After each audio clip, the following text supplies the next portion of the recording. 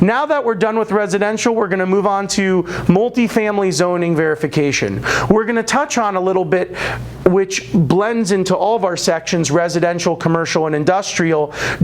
Agents, real estate professionals, do your due diligence.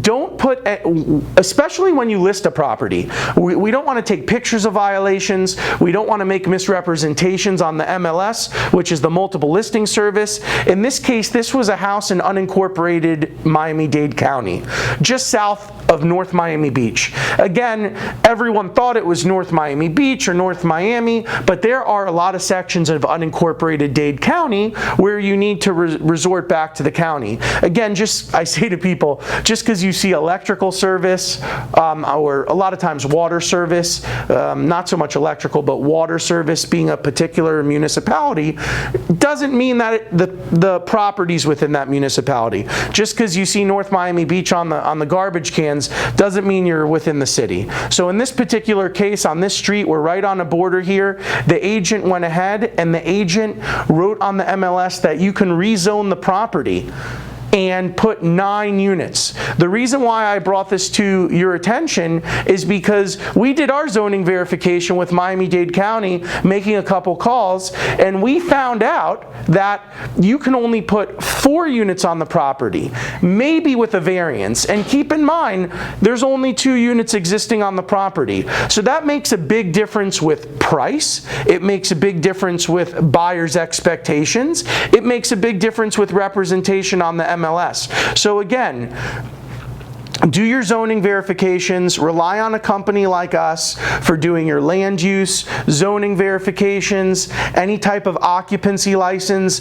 Cities like these, they're starting to do licenses for, a lot of people are doing Airbnb. They're looking for code enforcement issues that way. They're requesting them to get a license. Just as the hotels get a license, you want to operate your property as a hotel. So the city wants to come in there and make sure everything is code compliant. People doing property management, just your basic investors, your homeowners doing Airbnb on the side of their single family residence. Every situation is different, and we have to talk about that. So keep in mind, when you're listing a property, you could give us a call at any time about any photographs, confirming the property appraiser updates, meaning if the property appraiser says it's a 3.2 and it's a 4.3 in the field, a lot of these things we could correct. For example, in Miami-Dade County, we're correcting these using appraisals with a single family residence. So before the city of Miami Gardens or any jurisdiction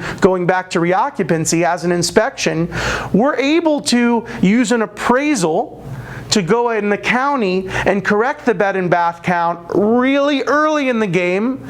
And we'll talk about early and being proactive really shortly to help save your transactions. We're able to help cure these problems before you list the property. We're able to help identify deficiencies before you list the property. I work with Ralph Megan. He's an excellent Caldwell Banker agent all the time. He calls me for his reoccupancy inspections in North Miami and Miami Gardens. Again, these are things where the city's coming on the property and they're looking for deficiencies. So what if we can correct those deficiencies, the ones that are big and going to cause problems, prior to the city coming out? One of those being the bed and bath count. So if I can correct the bed and bath count on the property appraiser and not have to call the city out and get permits for reinspection, then that's a good solution. Again, everything requires a different solution, so you could give us a call at any time if you need anything. This is an example of a commercial property in Miami-Dade, unincorporated, off the 826 in Flagler. This was a property, it was a 10-unit, 5 units on the bottom and 5 units on the top shopping center. And this was a property I was brought in by a good friend, Carrie Linda Horvat. Excellent, excellent title agency.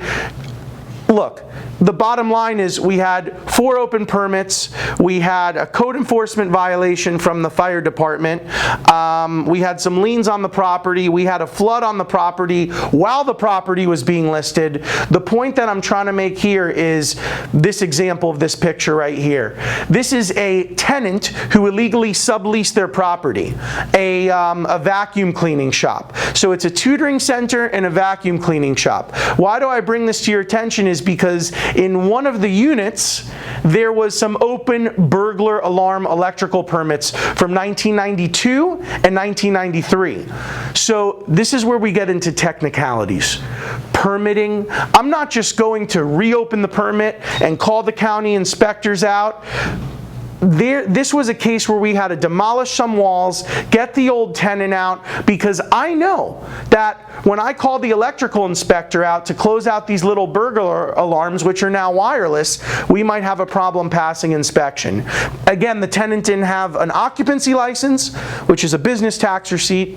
Many different places it's called something different, but they didn't have an occupational license. They were operating illegally, and we had to get them out prior to the transaction to close these permits and code violations. Again, a lot of this the property owner did not know about. Another thing that happened in this situation was the property was going through a 40-year building inspection. So this is a case where when a building hits about 40 years old, you need to get the building recertified, the roofing, the electrical, the parking lot ADA requirements, which is American Disabilities Act. You need to bring the property into compliance. So we need to make sure that the owner who's selling the property is represented properly. Obviously, the buyer of the property wants any improvement they could get done. So again, we worked with our engineers, we developed some railing requirements, some doorway requirements, some cost-effective solutions for the seller so they can get through their 40-year, cure their ADA violations, and solve those issues. We also do this work for associations all of the time. And keep in mind, throughout South Florida, we're working with, for example, Emerald Oaks right now, townhouse communities, condominium associations. And keep in mind, with these particular products, a lot of engineers are coming in who do these 40-year certifications, who work hand in hand with construction companies who are looking for work. So if you need a good owner's rep, you could give us a call at any time. That's something else that we focus on that comes in the line of owner's representation. The next slide is our industrial case. This is a property off Burris Road. Why I bring up this property in this picture?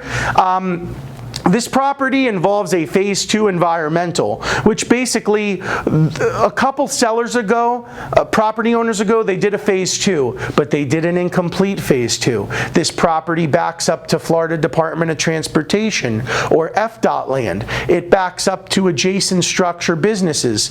We saved this buyer from tens and millions of dollars in litigation. If the buyer would have purchased this property, which was previously contaminated, this would have been an issue. Again, so whether you're doing residential, commercial, or industrial real estate, it's always important to do your own due diligence and not rely on seller's representation, or in this case, misrepresentations. So please keep in mind soil, groundwater contamination, any of these issues. You buy a property, you're inheriting these things. Okay? So, and keep in mind, they're very sensitive in nature. We're able to handle those things for you at any point of time. It's very important when someone needs an owner's rep to look out for them. Now we're going to get into best practices. This is my favorite part of all, because in my couple years of educating, being a municipal practitioner, being a real estate professional, what are your solutions? How can you eliminate problems when you list a property, sell a property, you own a property?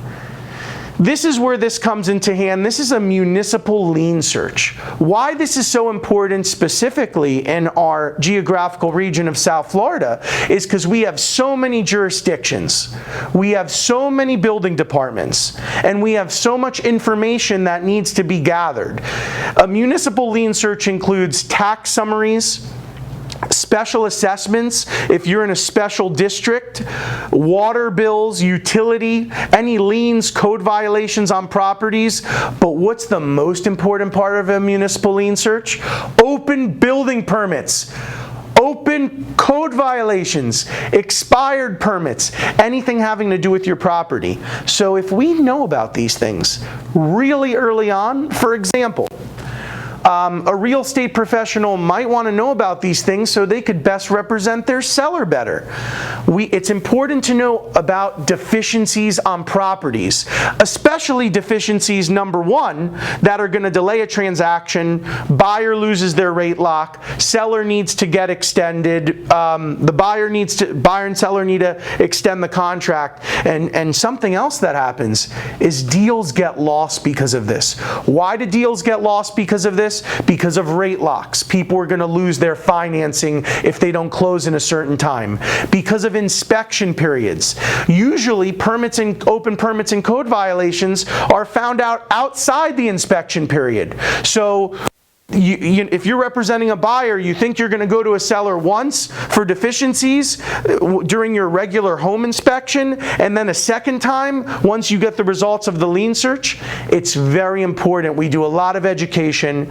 We work with a lot of real estate attorneys and title companies, and we teach people the language to put in your contract to prevent these things from happening. We teach people like this: municipal lien search best practices. We've partnered up with an amazing company, Reliable Lien Search, and that's what we're going to be talking about. We're going to be going over some of their lien searches and how they can help you. Again, this is before you get to the closing table, before you get under contract, so we can know about deficiencies in properties. Before I go over lien searches, again, I want to reiterate, this is a South Florida problem because of the nature of our environment, not the ecosystem, the business climate. Because of the nature of what's going on here, we want to make sure that we have a lot of open permits, we have a lot of code violations, we have a lot of flags in building departments. These are coming up on a lot of transactions, some of which are multiple owners old.